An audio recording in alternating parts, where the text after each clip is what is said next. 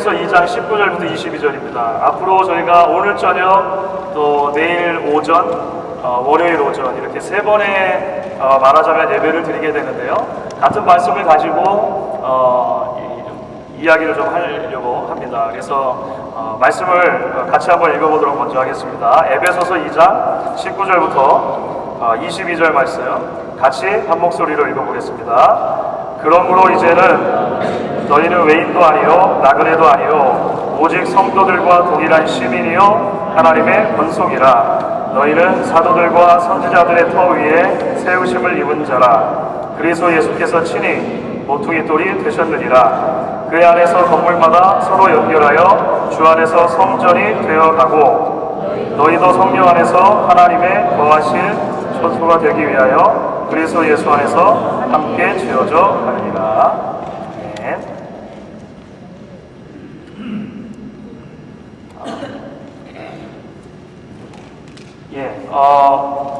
오늘은 그래서 첫 번째 시간으로 주안의 한 가족이라고 하는 전체 이야기를 좀 같이 나누면서 진행을 해보려고 합니다. 준비를 하고 좋습니다.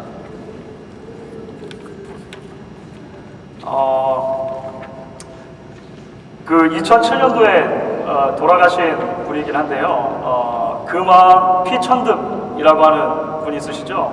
피천득 씨의 그 수필이 유명해서 수필을 아마 읽으신 분들이 꽤 되실 줄로 그렇게 생각을 합니다. 교과서에도 실렸었으니까 몇몇 수필들이 굉장히 유명하신 분이었죠. 제가 참 좋아했던 수필 중에 그 피천득 그 분의 인연이라고 하는 수필 있지 않습니까? 어제 중학교 때 그 교과서에 나왔던 것 같아요. 그 인연이라고 하는 그 교과서에 실렸던 책의 제일 첫머리입니다. 제일 첫머리가 이렇게 시작을 하는 거죠. 지난 4월 춘천을 가려고 하다가 못 가고 말았다. 나는 성심여자대학에 가보고 싶었다. 그 학교에 어느 가을 학기 매주 한 번씩 출강한 일이 있다. 힘드는 출강을 한 학기 하게 된 것은 주수녀님과 김수녀님이 내 집에 오신 것에 대한 예의도 있었지만 나에게는 사연이 있었다. 뭐 이렇게 하면서 얘기가 쭉 진행돼요. 그 인연 이야기 생각나시죠? 아사코 막 나오고 있지 않습니까? 너무 오래되셔가지고.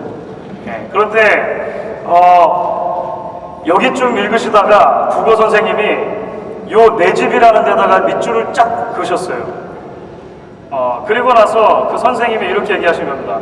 여러분 읽으시면서 좀 이상하지 않아요? 보통 한국 사람 같으면 우리 집이라고 할 텐데 이분은 내 집이라고 썼네요. 안 이상하세요? 밤 9시가 넘으니까 지금 이상한지 안 이상하시죠? 예, 우리 같으면 보통 우리 집 이렇게 쓸 텐데 내 집 썼다는 거예요. 여러분 왜 이럴까요? 하시면서 중학교 국어 선생님이 설명해 주시기를 이 피천득이라고 하는 분이 본래 전공이 영문학 전공이라는 거예요. 그래서 영문학자로서 마이 하우스, 영어로 마이 하우스를 그대로 그냥 번역해서 내 집이라고 했다. 이렇게 설명을 하는 거죠. 그렇죠 여러분. 사실 미국 사람들 같으면 마이 하우스, 마이 카, 마이 철치 되게 이렇게 얘기를 합니다. 그렇죠. 심지어 어린아이들도 그래요. 마이 하우스라고 그래요. 자기가 집 사는데 돈 한 푼도 안 줬으면서 어린아이들마저도 마이 하우스라고 한단 말이죠. 우리는 어떻습니까? 대개 한국 분들은 우리 집, 우리 차, 우리 교회. 그렇죠. 이게 이상하세요? 안 이상하시죠 별로? 예. 심지어 저희는 어디까지 얘기를 하냐면 이렇게까지 얘기하시죠. 우리 마누라, 우리 집사람 또는 우리 바깥 양반이에요. 그럼 영어로 하면 어떻게 되죠? Our husband, our wife. 미국 사람 들으면 깜짝 놀라서 뒤로 자빠질 거예요. 근데 우리는 별로 어렵지 않게 그냥 이런 말을 하는 겁니다. 그렇죠?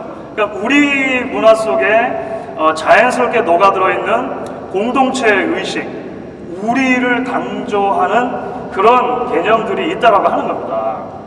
그렇죠? 자, 그런데 사실 이런 그 우리를 강조하는 또는 공동체를 강조하는 개념들이 때에 따라서는 잘못 사용되는 경우들이 있다라고 하는 거예요.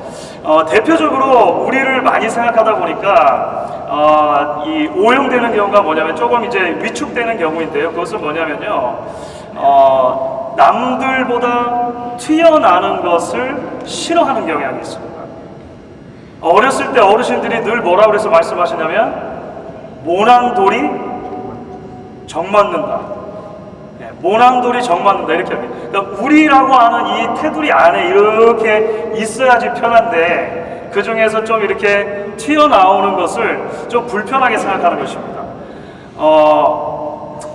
1910년도예요. 5년 전인데요. 1910년도에 한국 서울에서 G20 정상회담이 열렸습니다. 그러니까 그 20개 국가가 모여가지고요. 주로 뭐 경제나 뭐 이런 금융에 대해서 이야기를 한 거였거든요. 한국 서울에서 했습니다. 한국 서울에서 했는데 오바마 대통령이 맨 마지막 날 폐회 연설을 하고 나서 기자들이 쭉 있으니까 기자들에게 질문을 받는 거예요. 오바마 대통령이 뭐라고 얘기를 그때 했냐면은 한국 기자들에게 질문권을 하나 드리고 싶습니다. 이렇게 훌륭하게 주최를 해주었기 때문에 한국 기자들께 특별히 질문을 드리겠습니다. 질문 없으십니까? 했습니다. 그때 어떤 현상이 발생했을까요? 그렇죠. 사실 우리한테는 너무 익숙한 건데 무거운 침묵이 흐르고 저희한테는 굉장히 익숙한 침묵이에요. 제가 뭐 질문 던지면 저희도 그냥 침묵하시잖아요. 그죠? 저희는 뭐 근데 소위 기자들이잖아요. 기자들이 아무도 질문 안 하는 거예요. 가만히 있으니까 이제 혹시라도 영어로 질문을 하라고 하는 것이 부담스러운 것일까봐 오바마 대통령이 분명히 밝힙니다. 한국말 하세요. 통역이 있으니까 한국말 하셔도 되니까 질문하세요. 질문했겠습니까? 안 했겠습니까? 네. 어떻게 하셨어요? 아무도 질문 안 한 겁니다. 그래서 웬 사람이 손을 들었는데요. 시키고 보니까 한국 사람이 아니에요. 비슷하게는 생겼는데 중국 기자가 손을 들고 오바마 대통령을 실망시켜드려서 죄송하지만 저는 한국 사람은 아니고 중국 기자인데 제가 아시아인을 대표해서 질문해도 되겠습니까? 이렇게 말한 겁니다. 오바마 대통령이 뭐라고 했겠습니까? 글쎄 사실 이거 페어하지 않은데 그렇게 하면 질문권이 안 돌아가는 거니까 한국 기자들에게 물어봐야 될 것 같아요 라고 얘기한 거죠. 그래서 그 중국 기자가 한국 기자들한테 그럼 확인해가지고 만약에 한국 기자들이 내가 질문해도 좋다고 하면 해도 되겠습니까? 오케이 한번 물어봅시다 한 것입니다. 어땠을까요? 없나요? 아무도 없나요? 오바마 대통령이 여러 번 물었는데 아무도 질문을 안 했어요. 아무도 질문 안 하고 그래서 이제 오바마 대통령은 그냥 이런 미소만 이런 황당한 경우가 있나 라고 하는 미소만 짓고 결국은 그 중국 기자가 질문을 하고 넘어갔습니다. 아니 기자들은 그걸로 밥 벌어먹고 사는 사람들이잖아요. 자꾸 질문을 해야 되는데 이런 엄청난 기회가 주어진 자리에서도 지금 그러니까 우리라고 하는 것을 너무 이제 강조하고 공동체 의식을 강조하다 보니까 우리 안에 하나로 남아있기를 원하지 뭔가 튀어나서 이야기하는 게 조금 꺼려질 때가 있다라고 하는 것이죠. 그래서 이게 첫 번째로 조금 오용되는 경우라고 이야기할 수 있을지 모르겠습니다. 그런데 두 번째로 우리 공동체 의식이 또는 우리에 대한 강조가 오용될 수 있는 경우가 있습니다. 그것은 뭐냐면요, 특정한 우리를 만드는 것입니다. 그러니까 이렇게 말할 때 우리죠. 우리가 남이가. 이거 많이 들어보셨죠? 우리가 남이가. 우리가 남이가라고 말할 때 이 우리는요, 전 세계의 인류를 말하는 게 아니에요. 온 인류를 향한 사랑과 이 그 포용이 넘쳐가지고 우리가 다 이거 어떻게 남인가 이렇게 말하는 게 아니잖아요.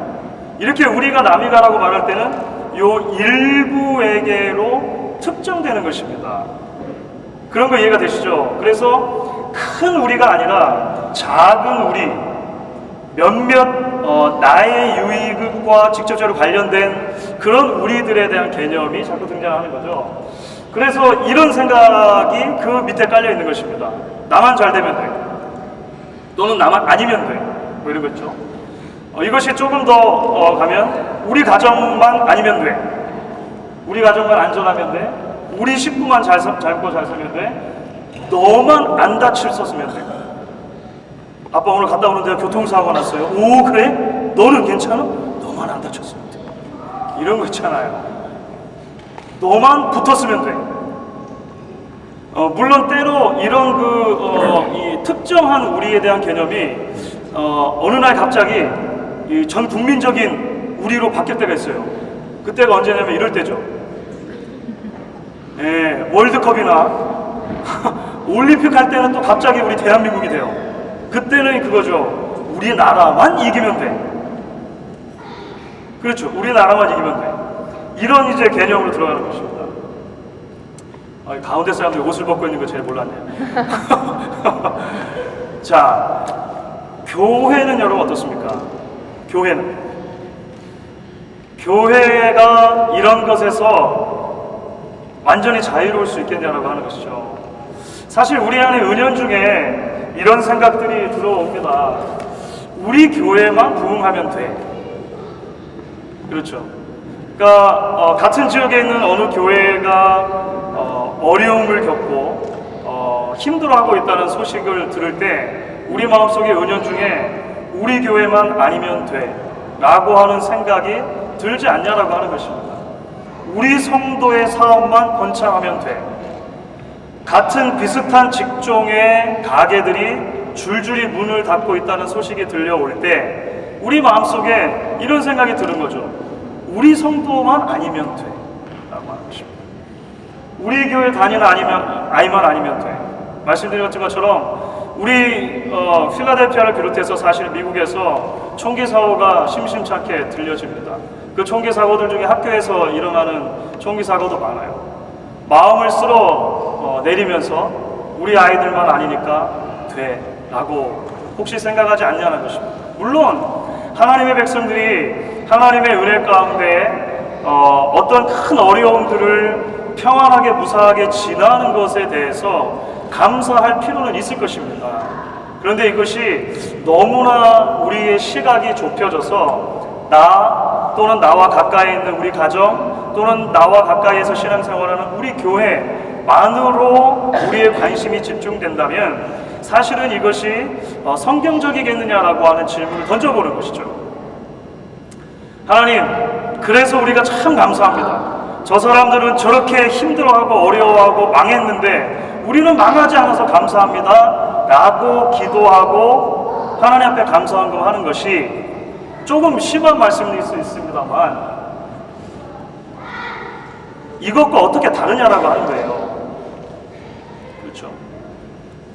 바리새인의 기도 여러분 생각하십니까? 누가복음에 보면 바리새인과 세리가 기도했다는 것입니다. 세리는 하늘을 우러러보지도 못하고 나는 죄인입니다 라고 기도했는데 바리새인은 하늘을 향해서 손을 들고 기도한다는 거죠. 하나님, 나는 저 세리와 같지 않으니 감사합니다. 하나님께서 누구를 의롭다고 생각하셨다는 거죠? 세리를 더 의롭다고 해주시고 이 바리새인은 의롭지 않다라고 하나님 눈에 그렇게 평가해 주셨다는 것이 우리에게 닥쳐오는 사실 커다란 도전이고 질문이 되는 것입니다. 우리가 어떻게 이런 종류의 이 왜곡된 우리 개념을 극복해 갈 수 있겠냐라고 하는 것이죠. 사실 여러분 성경을 보시면은요, 예수님의 관심 또 더 나아가서 하나님의 관심이 굉장히 넓게 그 개념에서 우리라고 하는 그 우리에 다 있는 것을 우리가 보게 됩니다. 여러분 우리가 그 수요 예배나 아니면 새벽 기도 때마다 예배가 마쳐질 무렵에 하는 기도가 있습니다. 어떤 기도를 하죠? 예수님이 가르쳐 주신 기도죠. 주기도문을 합니다. 그런데 여러분 주기도문은요, 여러분 아십니까? 주기도문은요, 우리가 우리를 위해서 우리 아버지께 드리는 기도예요. 주기도문은 나 개인이 나를 위해서 나의 아버지께 드리는 기도가 아니라고 하는 것입니다. 여러분 주기도문을 우리가 매일 외우잖아요. 근데 주기도문을 그 우리라고 하는 관점으로 한번 보시라는 거죠. 하늘에 계신 우리 아버지로 시작을 합니다. 그리고 나서는 이제 아버지의 이름, 아버지의 나라, 아버지의 영광이죠. 쭉 이렇게 있는 다음에 그 다음에 기도할 때 필요를 위해서 기도할 때는 항상 나의 필요를 넘어서는 우리의 필요가 되는 거죠. 우리, 그렇죠. 우리에게 일용할 양식을 우리가 우리의 죄를 또 우리 죄를 우리를 시험에 들게 하지 마시고 우리를 악에서. 그렇죠. 여러분들 이제 우리 아까 장로님 말씀하셨습니다만 이렇게 나가시면은요 이제 저쪽으로 돌아가시면 화장실이 있고 아이들 공부방이 있고 따로 모이는 이제 그 룸들이 있습니다. 그런데 저희가 예배하는 요 바로 옆에는 뭐가 있는지 아십니까? 네, 어떻게 하셨어요? 바가 있어요. 바가. 오가면서 우리를 시험에 들게 하지 마시고. 나만 시험에 안 된다고 될 일이 아니라 우리 모두가 시험에 안 되게 되니까. 아니, 그러니까 그런 거죠. 여러분, 예수님께서 우리에게 가르치신 기도는 이런 우리에 대한 관심을 끊임없이 가지고 있는 기도란 말이죠. 예수님께서 말씀하시는 이 우리가 남이가 할 때 그 우리겠습니까? 훨씬 더 큰 개념의 우리라고 하는 것을 이제 말씀을 통해 발견하게 되는 것입니다. 그래서 이번 이 수양의 기간 동안에 우리가 이제 하나님의 가족, 우리가 하나님의 한 가족이 되었다라고 하는 개념으로 이야기를 같이 나눠보려고 하는 겁니다. 에베소서 2장 18절인데요. 같이 다시 한번 읽어보겠습니다. 같이 한번 읽어볼게요. 그러므로 이제부터 너희는 외인도 아니요 나그네도 아니요 오직 성도들과 동일한 시민이요 하나님의 권속이라. 이것을 현대인의 성경에서 보시면은요 하나님의 권속이라고 하는, 요즘에 권속이라는 말을 잘 안 쓰잖아요. 하나님의 가족이라는 말로 그냥 번역합니다. 하우스홀드가 되는 거예요. 한 지붕 안에 살고 있는 가족을 말합니다. 우리가 하나님의 가족이 되었다는 거죠. 하나님의 가족이라고 하는 것을 어떻게 이해할 것인가. 이제 이 부분이 우리가 앞으로 남은 이제 시간들 동안에 같이 고민하고 또 같이 부대끼고 같이 생각하고 나누어 보고 싶은 이야기들이 되는 것입니다. 하나님께서 어떻게 모든 성도들을 하나의 가족으로, 하우스홀드로 만들어 주셨는가 라고 하는 부분을 그래서 내일 아침 주일 예배 시간에 살펴보게 될 것이고요. 그 다음에 월요일 오전 예배 때는 그러한 건강한 이 가족으로서의 교회를 이제 구성하려면 우리에게 주신 각 가정도 하나님 안에서 건강에 세워져야 되는데, 또 성경이 말하는 개념 중에 우리의 각 가정이 작은 교회다라고 하는 개념들이 있는데요. 이 부분들을 우리가 월요일 아침에는 살펴보면서 우리가 이런 큰 주제를 같이 이야기를 해보려고 하는 것입니다. 가족 같은 교회, 교회 같은 가정이라고 하는 이제 주안의 한 가족이라고 하는 큰 주제의 이제 소제목이라고 할 수 있겠죠. 이 소제목들을 우리 같이 나누면서 이야기를 해보게 될 것이고요. 내일 오전 그리고 월요일 오전에는요 제가 이렇게 말씀을 저도 전하지만 여러분들도 같이 이야기를 할 수 있는 시간을 좀 드리려고 합니다. 그 목사만 혼자 이야기하고 그냥 다 끝나고 그 자리를 뜨는 것이 아니라 우리가 계속 이 문제를 같이 고민하기 위해서 같이 좀 뭐 짧은 시간이 되겠지만 그룹이 이야기할 수 있는 시간도 가지면서 좀 자연스럽게 그런 시간들을 가져보려고 하니까 여러분들 마음을 여시고 계속해서 같이 동참해 주실 수 있으면 좋겠습니다. 여러분 그렇게 하시겠습니까?